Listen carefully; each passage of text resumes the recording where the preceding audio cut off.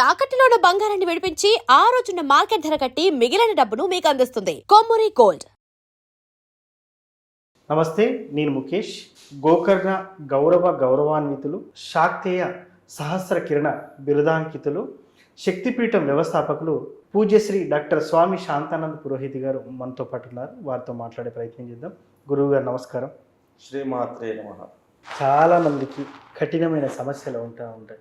అసలు చెప్పుకునేటప్పుడు కూడా అయ్యో మేము ఇంత బాధపడుతున్నామే అని చాలా సందర్భాలు అనిపిస్తుంది. మరి ఇలాంటి కఠినమైన సమస్యలని ఊదిపారేసే మంత్రం ఏదైనా ఉందా?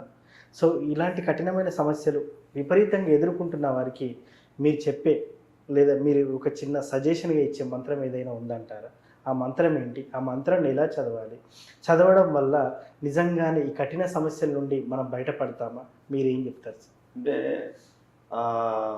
అనుకున్న వెంబడే ఊది పారేసే మంత్రం అంటే అది మన సాధన పైన ఆధారపడి ఉంటుంది. ఏ మంత్రం అయినప్పటికీ కూడా ఒక బీజాక్షరమే. భగవంతుని మంత్రాల్లో ఉండే ప్రతి అక్షరము బీజాక్షరంతో సమానమైనటువంటిది. కాబట్టి కాకపోతే ఇక్కడ మనం గమనించాల్సింది ఏమిటి అంటే మనకు సమస్య ఏమిటి అనేది అత్యంత ముఖ్యమైనటువంటి విషయం.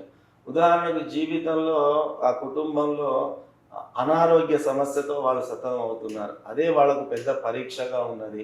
ఎటు చూసినా కూడా వారానికి ఒకసారి పెద్ద కొడుకుకు అనారోగ్యం, మళ్ళీ వారం తర్వాత నాన్నగారికి అనారోగ్యం, మళ్ళీ నెలలో భార్యకు అనారోగ్యం.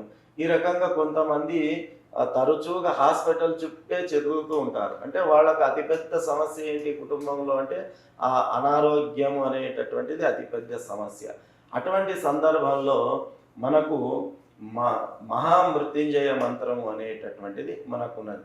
త్ర్యంబకం యజామహే సుగంధిం పుష్టివర్ధనం అనేటటువంటి మృత్యుంజయ మంత్రం ఏదైతే ఉన్నదో ఈ మృత్యుంజయ మంత్రాన్ని గనక వాళ్ళు పఠనం చేసినట్టయితే, మృత్యుంజయ మంత్రాన్ని జపం చేసినట్టయితే తప్పకుండా ఆ అనారోగ్య సమస్య నుంచి వారు బయటపడేటటువంటి అవకాశం ఉంటుంది.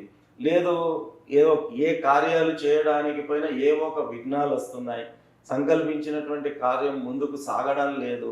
అటువంటి సందర్భంలో విఘ్నాలను దూరం చేసేటటువంటి వాడు వినాయకుడు. కాబట్టి మనకు ఎంచక్క ఓం గం గణపతయే నమః ఈ యొక్క మంత్రాన్ని గనక నిత్యము స్మరించి మనం చేయదలుచుకున్నటువంటి పనుల్లో మనము పూనుకున్నట్టయితే ఆ రావాల్సినటువంటి విఘ్నాలు దూరం అయిపోయి పనులు సరళీకృతంగా సువ్యవస్థీకృతంగా ముందుకు వెళ్ళేటటువంటి అవకాశం ఉంటుంది.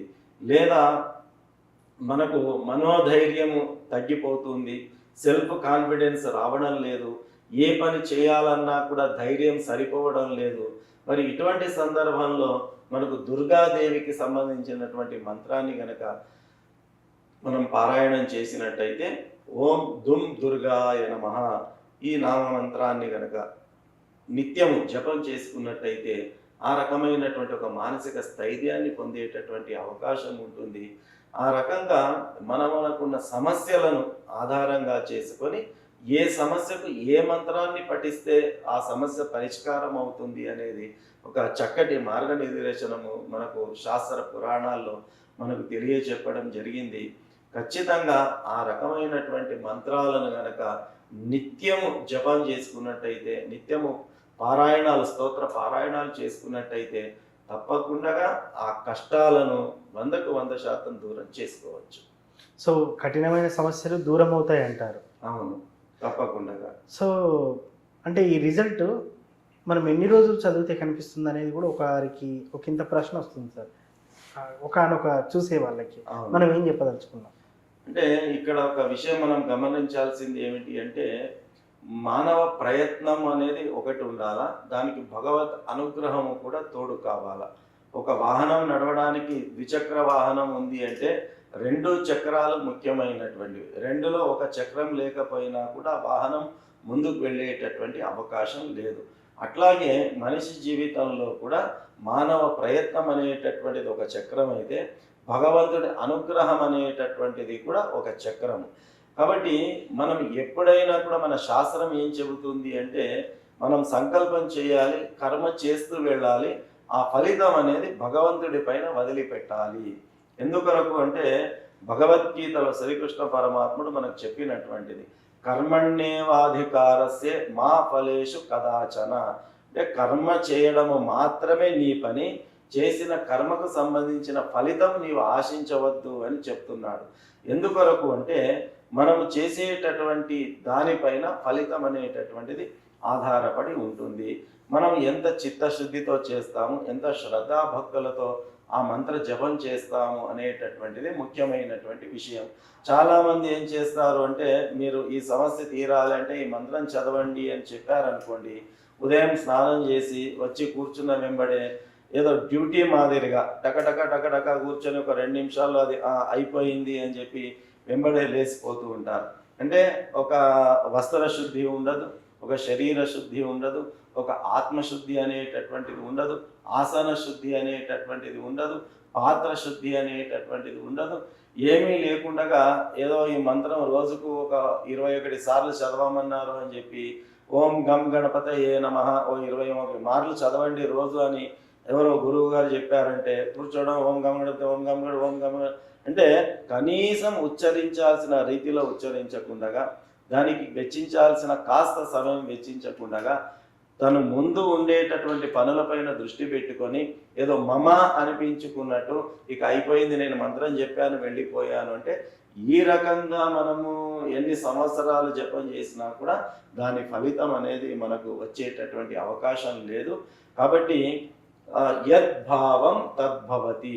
నీవు ఏ భావనతో ఎంత చిత్తశుద్ధితో చేస్తావో అంతే త్వరగా నీకు రిజల్ట్ వచ్చేటటువంటి అవకాశం ఉంటుంది. కాబట్టి త్వరగా రిజల్ట్ రావాలి అంటే అంతే చిత్తశుద్ధితో, అంతే సన్మతితో, అంతే చక్కగా, అంతే భక్తితో, అంతే శ్రద్ధతో ఆ నామ మంత్రాన్ని జపించాలి. ఇది ఒకటి. ఇక రెండవది చెప్పాను నేను, మన ప్రయత్నం ఒకటైతే భగవంతుడి అనుగ్రహం కూడా మనకు ఉండాలి అని చెప్పి. అయితే భగవంతుడు ఏ సమయంలో ఎప్పుడు ఎవరికి ఇవ్వాలనేటటువంటిది భగవంతుడికి చాలా చక్కగా తెలుసు. ఎందుకంటే అపాత్ర దానం చేయకూడదు అనేది మనకు శాస్త్రం చెబుతుంది. అపాత్ర దానం చేయడము కూడా దోషమే, అది శాస్త్రం మనకు చెబుతుంది. కాబట్టి ఏ భక్తుడికి ఏ సమయంలో ఏం అనుగ్రహించాలి అనేటటువంటిది అది పరమాత్ముడికి బాగా చక్కగా తెలిసి ఉంటుంది. కాబట్టి అది అనుగ్రహం ఎట్లా చేస్తాడు, మనం సంపాదించుకునేటటువంటి యోగ్యతను ఆధారంగా చేసుకొని, మన కెపాసిటీ, మన కెపాబిలిటీని ఆధారంగా చేసుకొని భగవంతుడు మనకు అనుగ్రహిస్తూ ఉంటాడు. కాబట్టి మనము చిత్తశుద్ధితో చేసుకుంటూ వెళ్ళడం వరకే మనం చేయాల్సినటువంటిది. అది ఎంత త్వరగా దాని రిజల్ట్ వస్తుంది అనేది అది మనం పరమాత్ముడికే వదిలిపెట్టాలి. ఎస్. సో మొత్తానికి మన ప్రయత్నం మనం చేస్తే దైవ ప్రయత్నం దేవుడు చేస్తాడని చెప్తారు. సో చాలా చక్కగా చెప్పారు గురువుగారు. కఠిన సమస్యల నుండి బయటపడాలంటే మీరు చెప్పినటువంటి ఈ 2 మంత్రాలు కానీ ఏవైతే ఉన్నాయో అవి చదివితే క్రమంగా ఫలితాలు అవే కనిపిస్తాయి. అంటే చదవడం మన ప్రయత్నం, తర్వాత దైవ నిర్ణయం. ప్రయత్నం మనది, ఫలితం పరమాత్మది. థ్యాంక్ యూ గురువుగారు. శ్రీమాత్రే నమః.